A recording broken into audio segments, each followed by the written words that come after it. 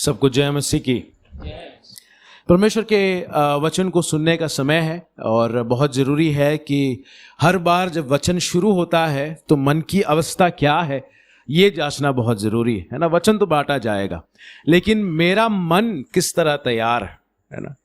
क्या शुरू होते ही हमने घड़ी को देख लिया कि अरे अच्छा इतना टाइम हो गया, अभी कब ख़त्म करेंगे भैया, या हमारी ये मन की अवस्था है कि हम पापी लोग हैं, हम कमज़ोर लोग हैं और आज जो वचन बताया जाएगा वो मुझ जैसे पापी के लिए है ना। ये मन की अवस्था है। और जब हम वचन सीखने के लिए बैठते हैं तो हमें वैसे बैठना है जैसे हम हैं, हमारी असलियत के साथ। और हमारी असलियत क्या है? ये है कि हम कमज़ोर हैं।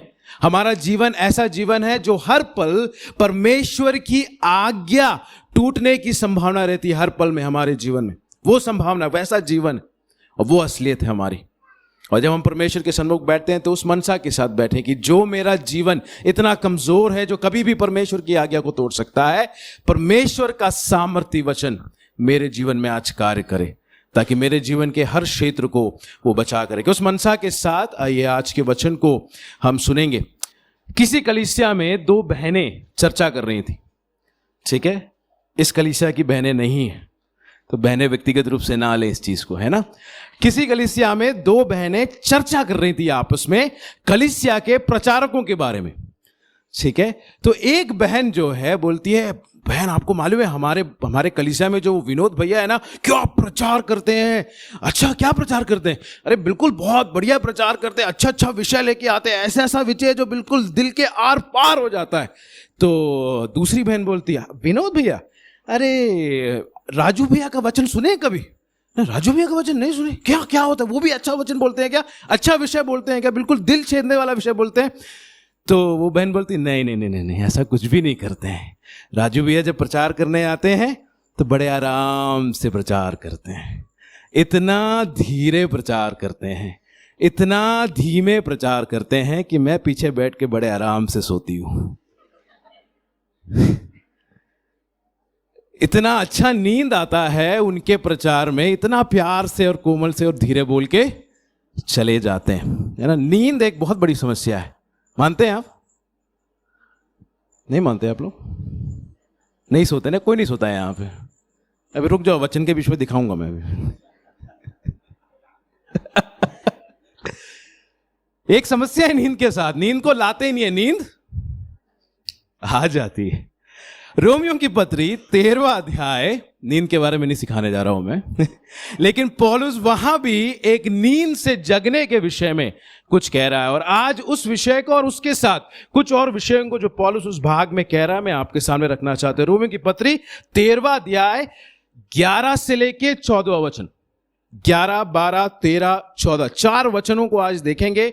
जो हमारे पास अगला जो आधा घंटा 35 मिनट है उसमें हम इन 4 वचनों को देखकर हम समझने की कोशिश करेंगे कि पौलुस का आशय क्या है इस भाग में। परमेश्वर किस आशय को हमारे जीवन में आज रखना चाहता है। और इस आशय को जब हम समझते हैं और समझने की कोशिश करते हैं तो प्रार्थना करें कि परमेश्वर का वचन जो सोच को ला रहा है वो हमारे हृदय से जुड़े और उसे हम लागू कर सके। 13वां अध्याय रोमियो की पत्री, रोमन्स 13 वर्सेस 11 to 14, 11, 12, 13 और 14। कोई भाई पढ़ ले। समय को पहचान कर ऐसा ही करो, इसलिए कि अब तुम्हारे लिए नींद से जाग उठने की घड़ी आ पहुंची है। क्योंकि जिस समय हमने विश्वास किया था उस समय के विचार से अब हमारा उद्धार निकट है। रात बहुत बीत गई है और दिन निकलने पर है, इसलिए हम अंधकार के कामों को त्याग कर ज्योति के हथियार बांध ले। जैसा दिन को शोभा देता है वैसा ही हम सीधी चाल चले, ना कि लीला क्रीड़ा और पियक्कड़पन में, ना व्यभिचार और लुचपन में, और ना झगड़े और डाह में, वरन प्रभु यीशु मसीह को पहन लो और शरीर की अभिलाषाओं को पूरा करने का उपाय ना करो। रोमियो की पत्री अगर हमें समझना है तो एक आशय, 3 शब्दों में वो आशय सिमट जाता है। प्रभु यीशु मसीह का सुसमाचार, परमेश्वर का सुसमाचार जो प्रभु यीशु मसीह में हमें मिला। उस सुसमाचार में हमें क्या मिला? परमेश्वर की धार्मिकता। उस सुसमाचार में हमें क्या मिला? परमेश्वर का अनुग्रह। है ना। 1 से लेके 11वें अध्याय तक पौलुस इसी बात को समझाता है कि परमेश्वर के सुसमाचार में हमें परमेश्वर का अनुग्रह और धार्मिकता मिला। 12वें अध्याय से लेके, मैं इसको इसलिए बस कह रहा हूं ताकि हम मन में रखें जब इस भाग को हम समझने की कोशिश करेंगे। 12वें अध्याय से लेके आगे के अध्यायों में पौलुस इस बात को समझाने की कोशिश कर रहा है कि ये जो धार्मिकता का जीवन है, प्रभु यीशु मसीह में हम जो धर्मी ठहराए गए हैं, उसे रोज कैसे जीना है, उन बातों को यहां पे 12वें अध्याय से आगे की बातों को कहता है। बहुत सारी चीजों को वो कहता है। हमने सिर्फ एक छोटा सा भाग लिया है।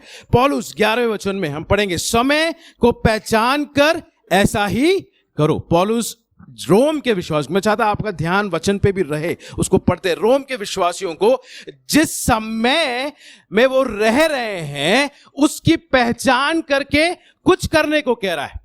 अब इसी पहले लाइन में रुक जाएंगे और हम 2 सवालों को पूछेंगे। वहां पे वचन को समझना है तो सवालों को पूछना बहुत जरूरी है, अगर सवाल पूछना हमें आता है। पहला सवाल, पौलुस रोम के विश्वासियों को समय की पहचान करने के लिए क्यों कह रहा है, पहला सवाल। दूसरा सवाल, पौलुस रोम के विश्वासियों को समय की पहचान करने के लिए करने के बाद क्या करने को कह रहा है, क्यों कर रहा है, क्यों पहचान करना है, और पहचान करने के बाद क्या करना है ना। पौलुस क्यों कर रहा है? ये 2 सवाल आज के संदेश के आधार है। सबसे पहली बात कि पौलुस जो है रोम के विश्वासियों को समय की पहचान करने क्यों कह रहा है। कहां मिलेगा उत्तर? कहां मिलेगा?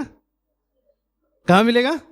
वचन में। आगे क्या लिखा है? इसलिए कि अब तुम्हारे लिए नींद से जाग उठने की घड़ी, समय का पहचान करो, क्योंकि क्या हो गया है, नींद से जग उठने की घड़ी आ पहुंची है। ठीक है, क्योंकि जिस समय, जगने का कारण क्या है, नींद से जगने का कारण क्या है, आगे देखिए क्या लिखा है, क्योंकि जिस समय हमने विश्वास किया था उस समय के विचार से हमारा उद्धार निकट है। समय की पहचान क्यों करना है? क्योंकि नींद से जगने का समय आ गया है। नींद से जगने का समय क्यों आ गया है? क्योंकि क्या है, उद्धार का समय निकट है। 12वां वचन, रात बहुत बीत गया, मतलब क्या है, रात बीत रहा है लिखा है क्या? नहीं, रात बहुत, यानी कि बहुत समय रात का बीत गया है और दिन निकलने पर है। समय का पहचान क्यों करने कह रहा है पौलुस वहां पे? क्योंकि वो पर विश्वासियों को चाहता है, रोम के विश्वासियों के लिए वो ये चाहता है कि वो नींद से जगे। नींद से क्यों जगे? क्योंकि उनका उद्धार निकट है। उद्धार निकट है। किससे बात कर रहा है? अब विश्वासियों से बात कर रहा है क्या पौलुस? नहीं, विश्वासियों से बात कर रहा है। और विश्वासियों से जब कह रहा है तो कह रहा है तुम्हारा उद्धार, क्या विश्वासियों को उद्धार नहीं मिला? इन 3 शब्दों को हमें समझने की जरूरत है। हमारा, वहां पे क्या लिखा है, क्योंकि जिस समय तुमने विश्वास किया था उस समय के विचार से अब हमारा उद्धार निकट है। क्या लिखा है उसके बाद? रात बहुत बीत गया है। क्या कहने की कोशिश है यहां पे? दिल निकलने पर है। ये तीनों वाक्य जो है एक सच्चाई को बता रहा है, और वो क्या है? प्रभु का आगमन निकट है। नींद से जागो, नींद में सोने वालों, जागने का समय आ गया है, क्योंकि प्रभु का आगमन निकट। आपने और मैंने या उन विश्वासियों ने जब प्रभु यीशु मसीह पर विश्वास किया तो उद्धार मिला, पापों की छुटकारा मिली, लेकिन क्या पाप से मुक्ति मिला? नहीं। हम जब प्रभु यीशु मसीह के आगमन का इंतजार कर रहे हैं तो हम इस पाप के उपस्थिति और पाप के नियंत्रण से भी उद्धार का क्या कर रहे हैं? इंतजार कर रहे हैं।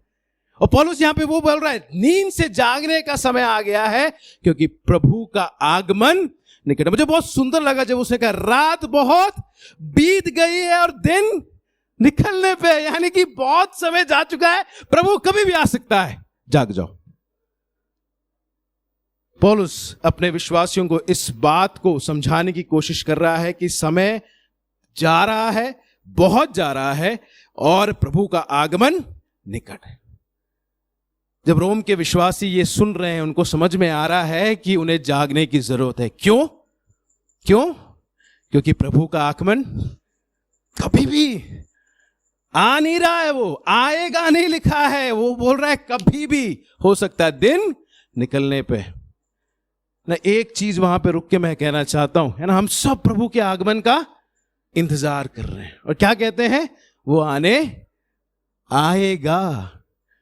लेकिन शायद हम उस आशय में जीते कि प्रभु कभी भी बहुत टाइम निकल गया। रोम के पहले सदी के विश्वासियों को बोल रहा है कि तुम्हारे लिए तो टाइम निकट है, प्रभु कभी भी आ सकता है। हम तो इस सदी के विश्वासी, समय बहुत निकट है, प्रभु कभी भी आ सकता है। और विश्वासियों को समझ में आ जाता है, पौलुस रोम के विश्वासियों को जब कहता है जगना है क्योंकि प्रभु का आगमन बस आने ही वाला है, उनको समझ में आ गया कि उन्हें कैसे जगना है। और मैं चाहता हूं इस चीज को, इस सच्चाई को अपने हृदय से जोड़े।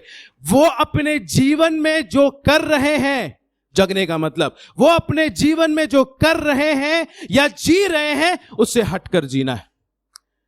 वो अपने जीवन में जिस कार्य के लिए सक्रिय है उसे रोकना है। जगने का मतलब वो है, जगने का मतलब यह है कि वो उस परमेश्वर ने जो जीवन प्रभु यीशु मसीह में दिया है धर्मी ठहराकर, उस जीवन को सक्रिय रूप से जीना। यहां पे जो वो नींद के बारे में लिखा है ना, वो एक ऐसा आशय है शब्द का जहां पे आप शारीरिक रूप से और मानसिक रूप से क्या है, सक्रिय नहीं है। और पौलुस जब इस आशय को ला रहा है, जगो, जगने का मतलब क्या है, आप जो अपने दैनिक जीवन में कर रहे हैं, रोज अपने व्यक्तिगत शारीरिक जीवन के लिए कर रहे हैं, रोको उसको, उससे हटकर क्या करो, परमेश्वर के लिए सक्रिय हो जाओ, नींद से जागो। कोई नहीं सो रहा है वहां पे, है ना। पौलुस जब प्रचार कर रहा है तो वहां कलीसिया में कोई सो नहीं रहा है, लेकिन क्या कहां सो रहे हैं, वो अपने आत्मिक जीवन में। कहां सो रहे हैं वो, उन्हें जो परमेश्वर के लिए सक्रिय होना है वो अपने संसार के जीवन में, अपने व्यक्तिगत जीवन में, अपने शारीरिक जीवन में सक्रिय हैं।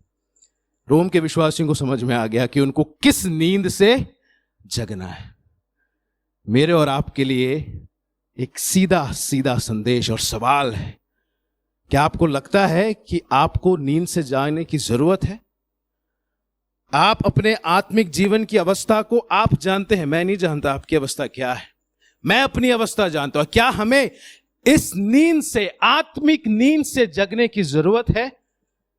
क्या हम परमेश्वर के बजाय दूसरे बातों में सक्रिय हैं? परमेश्वर ने प्रभु यीशु मसीह में नया जीवन दिया, उस नए जीवन के बजाय हम दूसरी बातों में सक्रिय हैं, और इतना सक्रिय हैं दूसरे बातों में कि आज परमेश्वर के लिए हमारे पास समय नहीं। समय भी है तो हमारा मन उन बातों पे लगा रहता है जिसमें हम सक्रिय हैं। अपने आप से जरा पूछें। इस सुबह के वक्त मैं आपको बताना चाहता हूं इस वचन के आधार पर कि बहुत जरूरी है कि एक एक विश्वासी अपने जीवन को झांक के देखे और पूछे कि क्या मैं सो रहा हूं और क्या मुझे नींद से जगने की आवश्यकता है। हमको लगता होगा रोज आधा घंटा हम बाइबल पढ़ते हैं, प्रार्थना करते हैं, आराधना को जाते हैं, रविवार को 2 घंटा, गुरुवार को 2 घंटा बाइबल अध्ययन करते हैं, हम परमेश्वर के लिए सक्रिय हैं। यहां वहां थोड़ा बहुत हम परमेश्वर के लिए कार्य कर देते हैं, हम परमेश्वर के लिए सक्रिय। गलत फहमी है ये। परमेश्वर के लिए सक्रिय यानी कि आप उस जीवन को बड़े जोश और सक्रियता के साथ जीते हैं जो यीशु मसीह में हमें मिला है। परमेश्वर ने हमें यीशु मसीह में धर्मी ठहराया है ना, मानते हैं इस बात को? धर्मी ठहराया है, मानते हैं इस बात को? पौलुस कहता है नींद से जगना यानी कि बस हर दिन उसी जीवन के हिसाब से जीना, उस जीवन में जहां पे पवित्रता है, सच्चाई है, परमेश्वर के प्रति प्रेम है, प्रभु के प्रति ईमानदार और समर्पण है। परमेश्वर के प्रति सक्रियता का मतलब यह नहीं कि आप बिल्कुल बढ़ चढ़ के परमेश्वर के लिए बहुत काम कर रहे हैं। परमेश्वर के प्रति सक्रियता का मतलब, नींद से जागने का मतलब, हर समय हर चुनाव आप प्रभु को देख के करते हैं। हर परिस्थिति में सबसे पहले किसको चुनते हैं? परमेश्वर को। चाहे उस चुनाव में आपका पैसा जाए, काम जाए, नींद जाए, आराम जाए, सब कुछ जाए, परमेश्वर के लिए सक्रिय जीवन यानी कि हर परिस्थिति में प्रभु को चुनना। मैं नहीं बोल रहा हूं कि इसका मतलब बाइबल नहीं पढ़ना, मैं नहीं बोल रहा हूं कि इसका मतलब कलीसिया नहीं आना। मतलब मेरा कहने का मतलब यह है कि आपका हर 24 घंटा उस सक्रियता को दिखाए, हर 24 घंटा यह दिखाए कि आप सो नहीं रहे हैं, आप जग रहे हैं। जब इस वचन को तैयार कर रहा था मेरे मन में अचानक वो विचार आया है ना, कलीसिया में हमने प्रार्थना का महीना निर्धारित किया है। आवास 12 में 6:45 से, माटोली में 9 बजे से। हम परमेश्वर के लिए सक्रिय है ना। अगर जो जा पा रहे हैं प्रार्थना के लिए, बहुत अच्छी बात है। जो नहीं जा पा रहे हैं, और भी अच्छी बात, नहीं कहूंगा मैं। लेकिन एक सवाल मैं आप लोगों के सामने रखना चाहता हूं। अगर आप नहीं जा पा रहे हैं, क्या आपका कारण प्रभु से भी बड़ा है? प्रार्थना में नहीं जाने का कारण रोज चल रहा है। ऐसे नहीं कि एक दिन हुआ, अरे छूट गया, उस दिन तो हम व्यस्त थे, नहीं जा पाए। रोज हो रहा है प्रार्थना। मैं किसी को टोक नहीं रहा हूं, मैं किसी को ठोकर नहीं पहुंचाना चाहता, बड़े प्रेम से कहना चाहता हूं। अगर रोज कलीसिया में प्रार्थना हो रहा है और हम कहते हैं कि हम परमेश्वर के लिए सक्रिय हैं, तो क्या मेरा कारण नहीं जाने का प्रभु से भी बड़ा है? इतना बड़ा कारण अगर प्रभु से बड़ा तो ठीक है, लेकिन अगर हमारा कारण प्रभु से बड़ा नहीं है, तो याद रखें हम परमेश्वर के लिए सक्रिय नहीं। हम सो रहे हैं और हमें जगने की बहुत ज्यादा आवश्यकता है ना। पौलुस जब रोम के विश्वासियों को कह रहा है, तो वो ये कह रहा है, हर छोटे छोटे परिस्थिति में, हर छोटे छोटे चुनाव में हम किसको महत्व दे रहे हैं? प्रभु को महत्व दे रहे हैं। हर सोच में, हर विचार में, हर निर्णय में, चाहे कितना भी बड़ा नुकसान हो जाए, हम प्रभु को सच्चाई और ईमानदारी के साथ महत्व दे रहे हैं। और वो है परमेश्वर के लिए सक्रिय होना, वो है नींद से जगना। रोम के विश्वासियों को वो साफ तरीके से इस बात को कहता है। इस भाग को अपने जीवन से जस्ट जोड़ के देखें। प्रार्थना का मीटिंग तो मैंने एक उदाहरण दिया है, आप अपने जीवन के हर क्षेत्र को जानते हैं। क्या परमेश्वर के लिए जो जीवन सक्रिय होना चाहिए वो सो रहा है? क्या नींद से जगने की आवश्यकता है क्या पखांजूर की कलीसिया को? अब आगे देखेंगे, पौलुस बताता है कि जगने के बाद क्या करना है। आप में से कितने लोग आपके साथ हुआ है कि सुबह हम जगे और फिर सो गए? कोई है क्या? कोई नहीं है, मैं ही हूं क्या सर? सुबह हम जगने के लिए, और उसके बाद कोई मतलब है क्या वो जगने का? जगने के बाद अगर हम कुछ काम नहीं करेंगे तो वो जगना क्या है? व्यर्थ है। और इसलिए पौलुस बोलता है ना, जगने के बाद क्या करना है, उस बात को भी रोम के, वहां छोड़ नहीं रहा है। वो रोम के विश्वासियों को बताने की कोशिश कर रहा है कि जगो, समय का पहचान करो, जग जाओ, क्योंकि प्रभु का आगमन निकट है। और उसकी बात करो, क्या करना है? 12 वचन की ओर आएंगे। रात बहुत बीत गई है और दिन निकलने पर है, इसलिए समय का पहचान, इसलिए क्या करो? जगने के बाद हम, बताइए मुझे क्या लिखा है वहां पे? अंधकार के कामों को त्याग कर ज्योति के हथियार करने के लिए कह रहा है। जगने के बाद फिर सोना नहीं है, जगने के बाद कुछ करना है, जीवन को एक्शन में लाना है। अंधकार के कामों को सोचना नहीं है, क्या करना है? त्यागना, छोड़ देना है, और ज्योति के हथियार को बांध लेना है ना। उस भाग को जरा हम समझने की कोशिश करेंगे। पौलुस कहता है कि हम अंधकार के कामों को त्याग दें और ज्योति के हथियार को बांध लें। और शब्द जो हिंदी में नहीं है, इंग्लिश में वो एंड शब्द आया है, यानी कि अंधकार के कामों को त्यागना और ज्योति के हथियार को बांधना एक साथ होना है। ये दोनों एक साथ नहीं होगा तो है ना, बहुत मुश्किल होने वाला है। ठीक है, पौलुस इस बात को कहता है। उसके बाद 13 वचन में, जैसा दिन को शोभा देता है वैसे ही हम सीधी चाल। त्यागना और ज्योति के हथियार बांधने का मतलब क्या है? आगे लिखा वहां पे, पौलुस खुद समझा रहा है ना। मुझे ज्यादा ढूंढने की जरूरत नहीं, कहीं और जाने की जरूरत नहीं है। अंधकार के कामों को त्यागना और ज्योति के हथियार को बांधने का मतलब क्या है? हम सीधी चाल, वचन कह रहा है, क्योंकि वहां कहता है जैसे दिन को शोभा। ज्योति कब है? कब कहते हैं दिन हो गया? जब सूरज की रोशनी। तो वहां पे उस समानता को हम देख रहे हैं। जब पौलुस कह रहा है जैसे दिन को शोभा देता है, दूसरे शब्दों में जैसे आप ज्योति के हथियार बांध लें, और जब बांध लेते हैं, जिस तरह आपको जीवन जीना, यहां पे सीधा चाल चले लिखा है ना, जीवन जो सही तरीके से बिताया गया। पौलुस का मतलब वो है, यानी कि आप जब ज्योति, अंधकार के कामों को त्यागते हैं और ज्योति के हथियार को बांध लेते हैं, आप सही जीवन जीते हैं। किसकी नजर में? किसकी नजर में? परमेश्वर की नजर। सही चाल को चलते हैं। सही चाल चलने का मतलब क्या है? सही चाल चलने का मतलब क्या है? आपके वचन में लिखा है, पढ़िए उसको। आगे क्या लिखा है? सीधी चाल चले, ना कि लीला क्रीड़ा और पियक्कड़पन में, ना व्यभिचार और लुचपन में, और ना झगड़े और ढामे। अंधकार के कामों को त्यागना और ज्योति के हथियार को बांधने का मतलब सीधा चाल चलना, सही चीजों को करना। सही चीजों को करने का मतलब इन पापों को अपने जीवन से निकाल फेंकना। पौलुस इस बात को वहां पे समझाने की कोशिश की। ये पाप है ना, मुझे लगता है जब इस पाप को हम देखेंगे, कई चीजें हमको लगेगा कि ये तो नहीं है मेरा, ये भी नहीं है मेरा, ये भी नहीं, रुक जाइए थोड़ा ना, मुझे अंत तक आने दीजिए। और हम समझेंगे कि पौलुस वहां पे क्या कहने की कोशिश कर रहा है। 14 वचन। तो हम ये समझते हैं अंधकार के कामों को त्यागना और ज्योति के हथियारों को बांधने का अर्थ क्या है? सीधी चाल, सही जीवन को जीना। सही जीवन को जीने का मतलब इन पापों को छोड़ देना, और इन पापों को छोड़ देने का मतलब मसीह को पहना। एक एक वचन अगले वचन को समझा रहा है, एक एक वचन उसके पिछले वचन को समझा रहा है। ये हमारे वचन की खूबी है। इसलिए जरूरी है कि हम सवाल पूछें, सीखते समय हम समझें कि वो क्यों कहा जा रहा है और क्या कहा जा रहा है। तो उस पाप को, है ना, इन पापों को छोड़ना है तो क्या करना है? प्रभु को पहनना है। अगर उन पापों को छोड़ना है तो शरीर की अभिलाषाओं को पूरा करने का उपाय नहीं करना।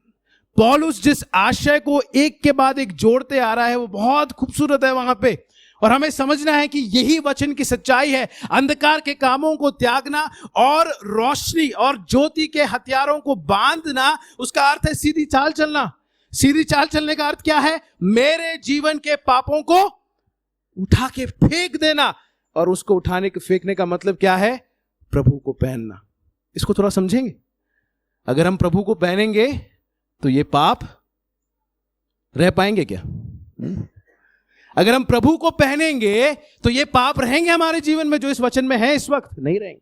अगर हम इन पापों के लिए उपाय नहीं करेंगे, शरीर की अभिलाषाओं के लिए उपाय नहीं करेंगे, तो क्या ये पाप रहेंगे?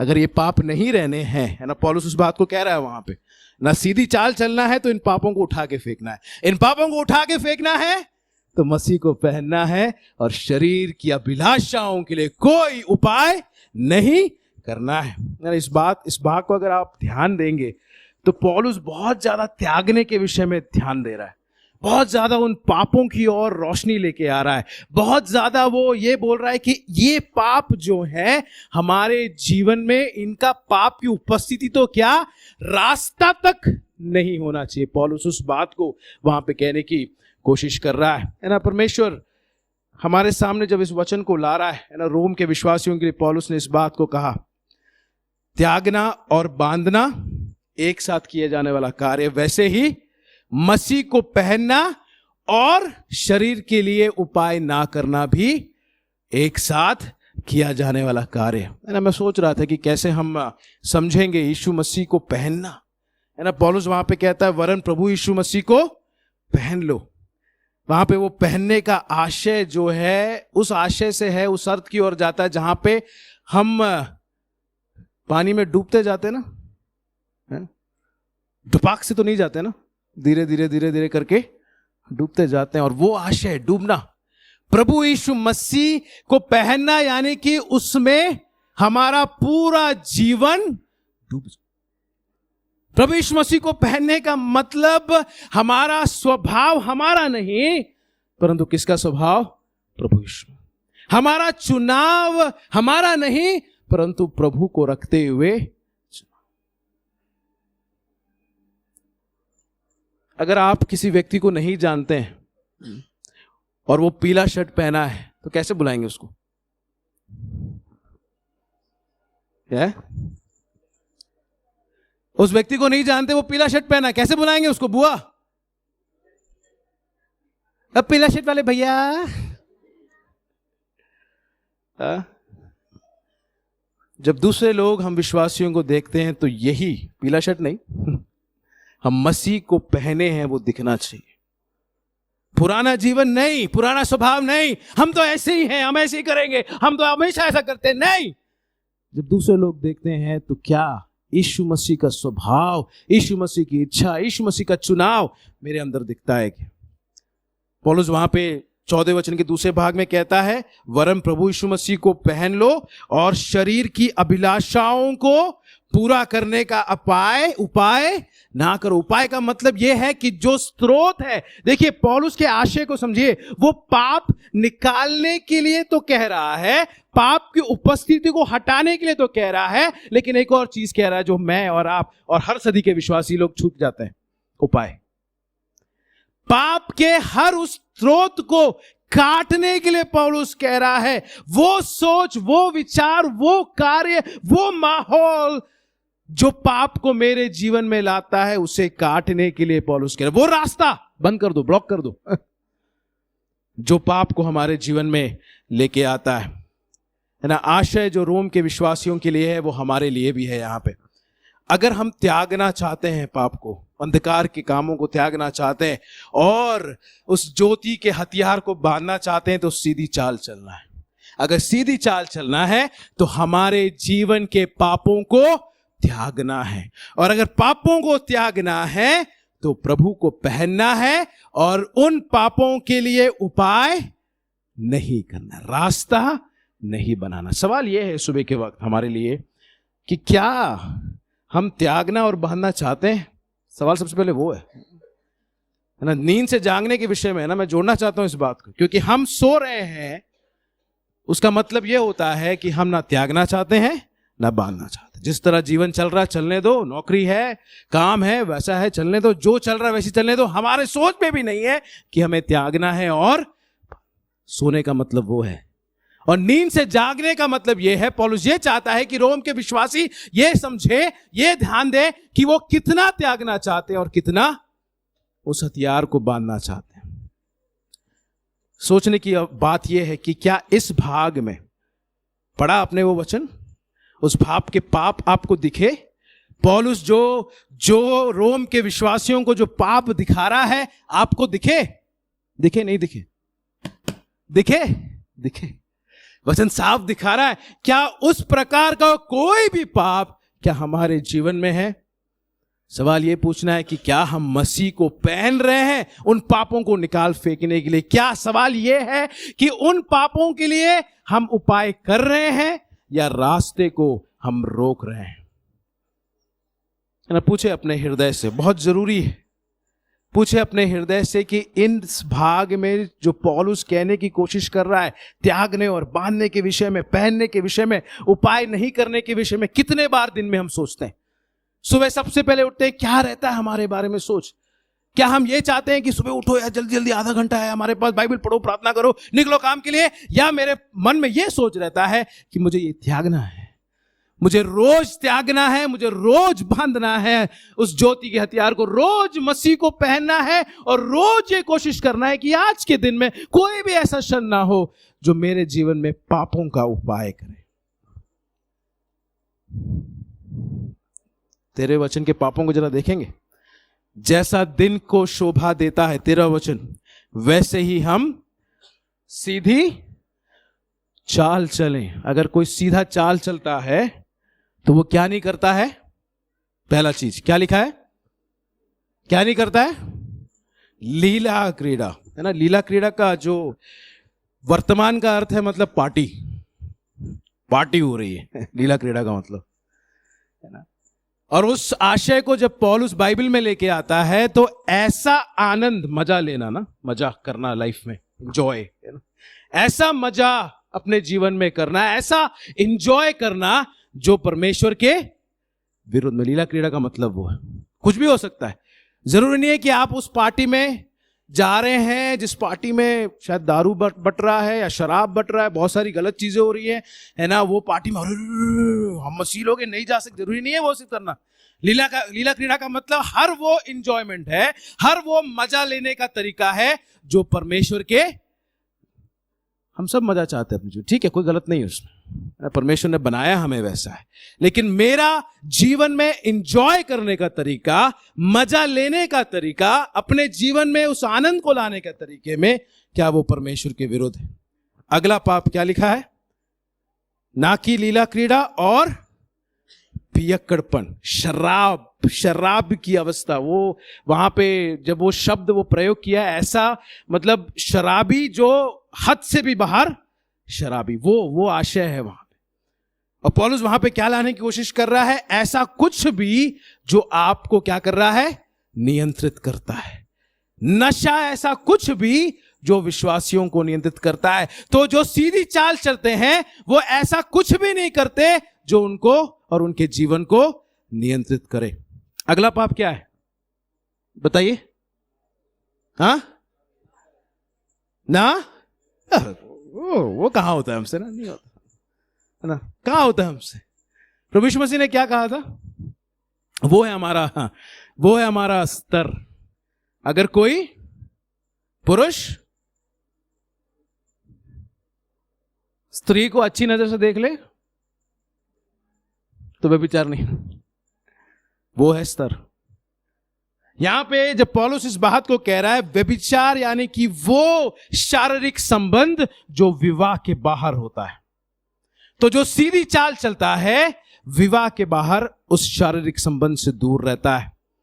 आगे दूसरा क्या है? लुचपन। और मैं इस भाग को थोड़ा दिखाना चाहता हूं क्योंकि कई बार हमको लगता है कि नहीं हम में शायद व्यभिचार नहीं है, हम अपने है ना सब में ठीक है, नहीं करते हैं शारीरिक संबंध। नहीं, बिल्कुल नहीं, हम बहुत ठीक है। नहीं, लुचपन का मतलब क्या है मालूम? ये जो यौन संबंधी क्षेत्र है हमारे जीवन का, सेक्स, मैं सीधा बोलना चाहता हूं, जो दूसरे पुरुष और स्त्री के प्रति हमारे हृदय में जो कामुकता की भावना है, वहां जब गंदगी रहती है उसको लुचपन कहते हैं। और वो हम सबके जीवनों में हर प्रकार से वो शारीरिक संबंध या यौन संबंधित बातों में जहां पे हम सावधानी नहीं बरतते हैं वो लुचपन है। हम किसी पुरुष या स्त्री के बारे में सही नहीं सोचते हैं, गलत सोचते हैं, वो लुचपन है। हम यौन संबंधी बातों को लेकर बातें करते हैं, वो लुचपन है। अपने जीवन को हमने खुला रखा है, सावधान नहीं रखा है, ऐसी बातों में हम सावधान नहीं रहते हैं, वो लुचपन है। उसका मतलब ये है। और जब ये लुचपन बढ़ता है ना तो वो किसको लेके आता है? व्यभिचार को लेके आता है। वहां पे व्यभिचार और लुचपन के बजाय यहां पे उसने कॉमा डाल दिया हिंदी में, उस इंग्लिश के भाग को समझेंगे तो व्यभिचार या ऑल्सो लिखा है ना। उसका मतलब यह व्यभिचार के साथ ये क्या आ रहा है? लुचपन। और लुचपन जब बढ़ता है, ऐसी गंदगी हमारे मन में पुरुष और स्त्री के बीच में और यौन संबंधी चीजों में जो गंदगी बढ़ती है वो आखिरकार किस में आता है? व्यभिचार में। वहां नहीं रुकता है, वहां पे आगे क्या लिखा है? झगड़े और डांट। झगड़ा का मतलब हम समझते हैं क्या है? विवाद।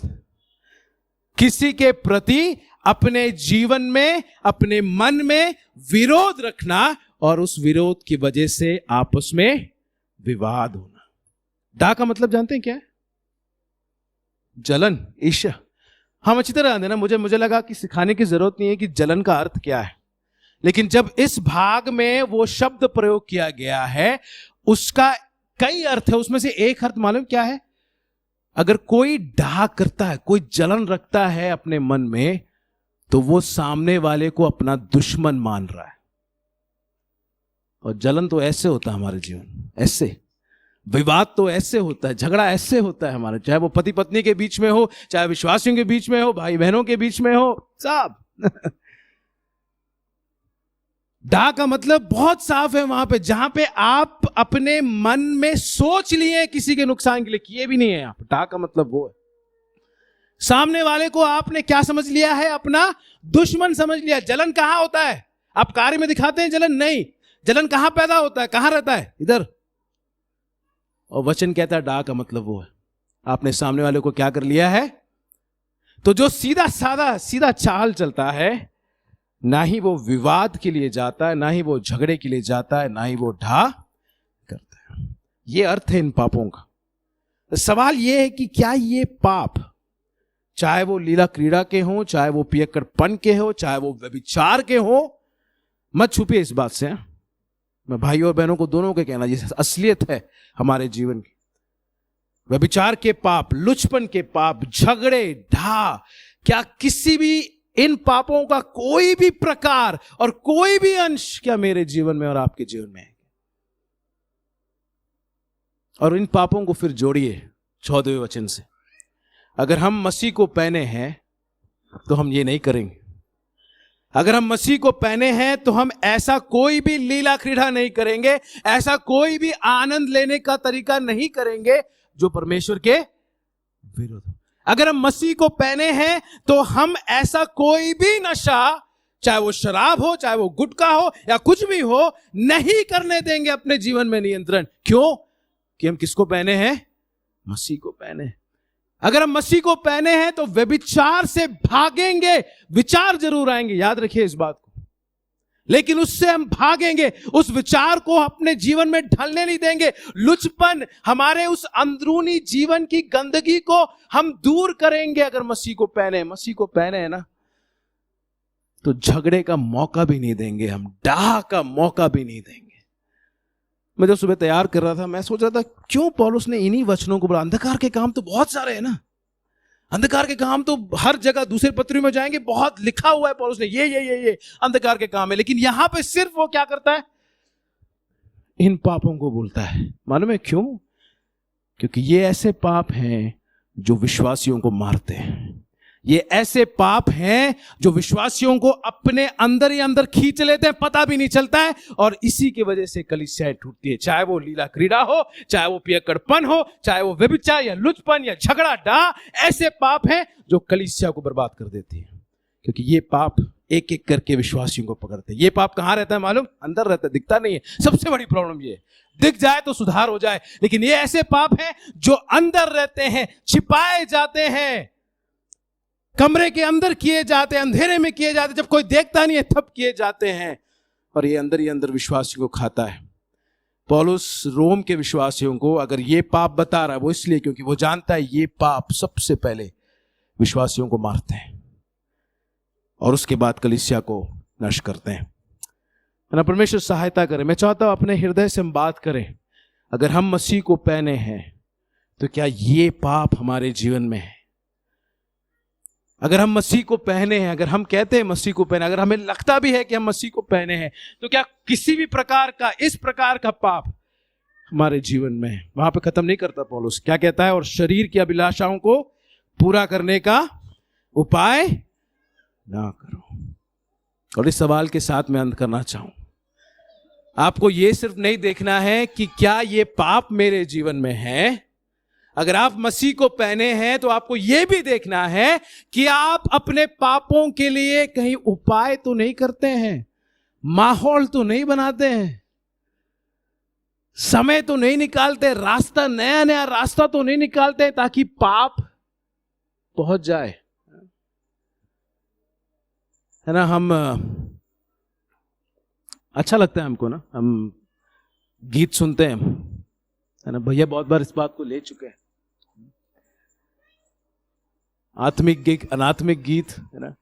मैं इस बात को नहीं कहना चाहता हूं कि आप क्या सुन रहे हैं, लेकिन इस बात को कहना चाहता हूं कि कहीं ये कि ऐसे गीत सुनना जिसमें ना परमेश्वर है, ना प्रभु है, ना उसका कार्य है, ऐसे गीत सुनना, कहीं आप उपाय तो नहीं बना रहे अपने जीवन में पाप को लाने के लिए। एक छोटा सा उदाहरण,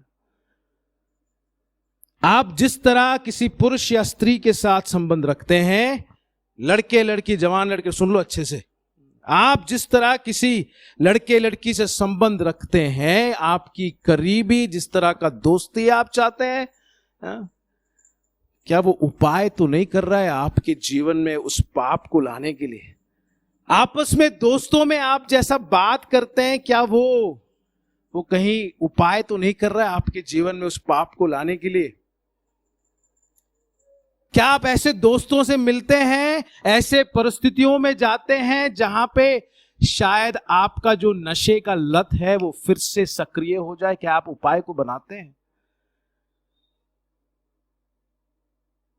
फोन में हम क्या देखते हैं बहुत जरूरी है। फोन एक बहुत आसान तरीका हो गया, हमें लगता है कुछ नहीं है फोन तो हम फोन बात करने के लिए कहते हैं। याद रखें, फोन में हम जो देखते हैं क्या वो एक उपाय है हमारे जीवन में पाप वापस आने के लिए? क्या रास्ता बना के दे रहे? क्या डाउनलोड करके रखें? क्या देख रहे हैं आप यूट्यूब में? क्या दिख रहा है आपको? क्या वो आप उपाय है क्या मेरे और आपके जीवन में कि पाप वापस आए हमारे जीवन में?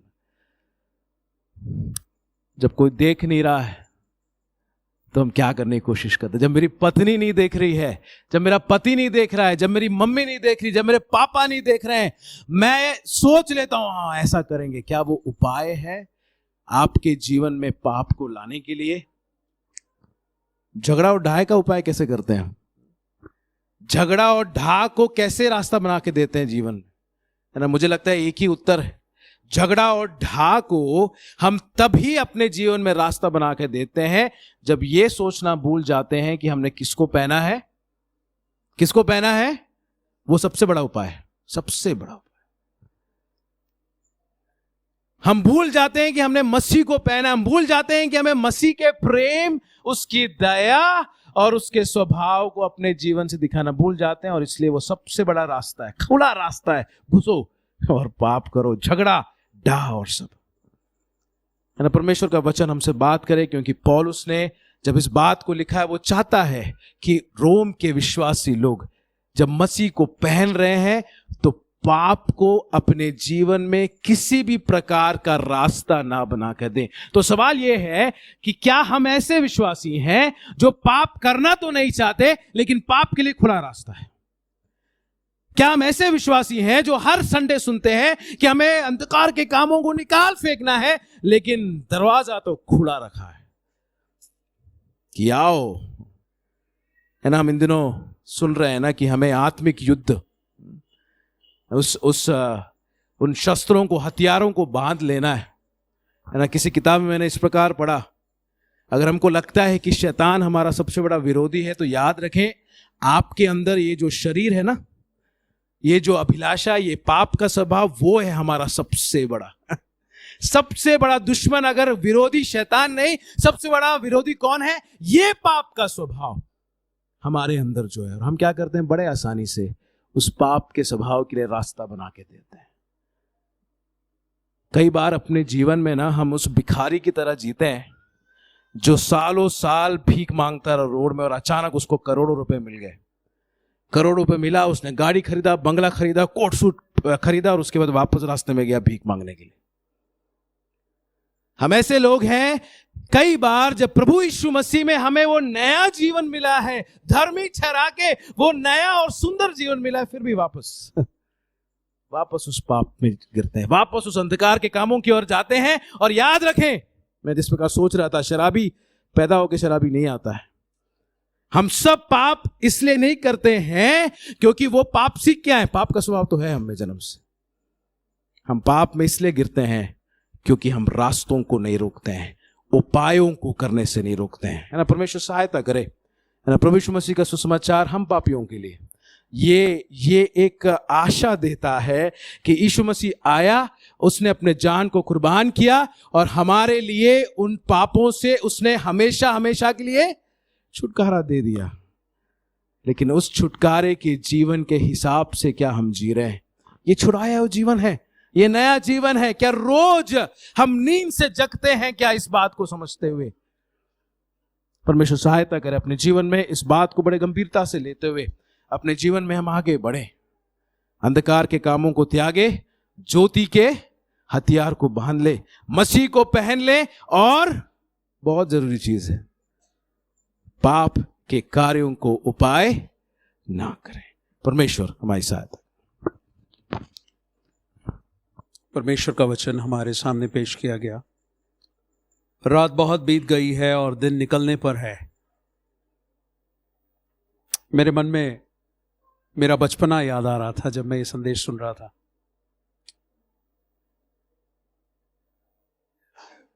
हम सब कभी ना कभी कई अनुभवों में से गुजरते हैं। मेरे डैडी मम्मी सुबह नौकरी में जाते थे, शाम को आते थे और हमारे सबके माता पिता का एक उम्मीद रहता बच्चों से, है ना? उम्मीद रहता है जब हमें घर में बिठाकर कहीं जाते हैं और वापस आते हैं तो हमसे कुछ उम्मीद रहती है ना? एक तो घर को कचरा ना करें, और दूसरा जो काम दिए वो काम पूरा क्या करें? खत्म करें। होता यह है कि बच्चे हैं, हम जानते सच्चाई क्या है, लेकिन उस आखिरी मिनट तक इंतजार करते हैं कि घर को साफ करने से और काम खत्म करने से। लेकिन जैसे ही समझ आ जाता अभी आने वाले हैं तो क्या करते हैं? जल्दी जल्दी क्या करते हैं? फटाफट ऐसा साफ करते हैं जैसा डैडी मम्मी को देखे तो उनको ऐसा लगे कि बेचारे पूरा यही काम कर रहे थे, है ना? मैं अपने बचपने को याद कर रहा था। वाकई में डैडी मम्मी का स्कूटर का आवाज आता था और सारा माहौल बदल जाता था। तब तक शायद कुछ और कर रहे होंगे जो डैडी मम्मी को पसंद नहीं है, जो उन्होंने मना किया है ना? मैं बस वो घटना को कहना चाह रहा था। हम अपने जीवन को अंधकार में इसी प्रकार बिताते हैं। हमें लगता है कि प्रभु यीशु मसीह आने में अभी क्या है? देर है, टाइम है, अभी मैं अपने हिसाब से जीऊंगा। प्रभु जब आएगा उसके गाड़ी की आवाज नहीं आने वाली, वो तो अचानक आएगा। और इसलिए पौलुस जब पहली सदी की कलीसिया को पहले सदी में जब लिखा था, उसने लिखा कि प्रभु आने वाला है, रात दिन निकलने पर है, इसलिए हम अंधकार के कामों को त्याग कर ज्योति के हथियार बांध लें। प्रिय मेरे और आपके जीवन में ऐसा जिएं, ये जानते हुए कि प्रभु आने वाला है।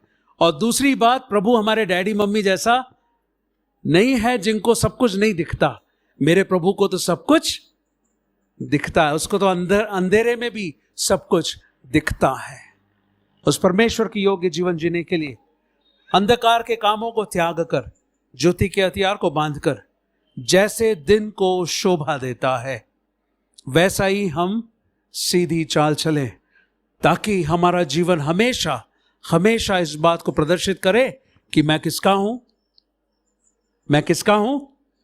आइए अपनी आंखों को बंद करें।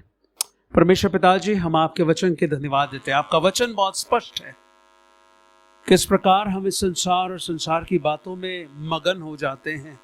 प्रभु, ये समय हम अपने जीवनों को टटोलने के लिए लेना चाहते हैं। We want to just look into our lives, Lord. प्रभु, उन अंधेरे के कामों को आपके सामने कबूल करते हैं। व्यभिचार, लीला क्रीड़ा, व्यभिचार, लुचपन, दाह, झगड़े, प्रभु उन सब कामों को मानते हैं, क्षमा कर। इन कामों को त्याग कर ज्योति के संतान होकर ज्योति के हथियारों को बांधकर प्रभु आपके आमद के लिए अपने जीवन को बिताने के लिए सहायता। प्रभु, हम ऐसे नहीं जी सकते जैसे संसार के लोग जीते हैं, क्योंकि संसार के लोग संसार के हैं, हम तो आपके हैं। हम तो स्वर्ग राज्य के नागरिक हैं।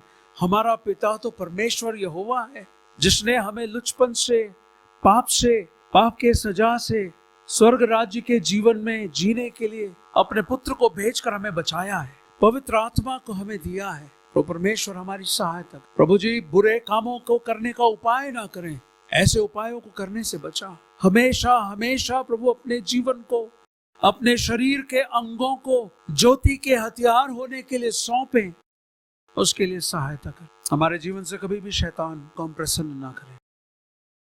हम आपके संतान हैं प्रभु, इस भावना के साथ, इस निश्चयता के साथ आपके जीवन को जीने के लिए सहायता।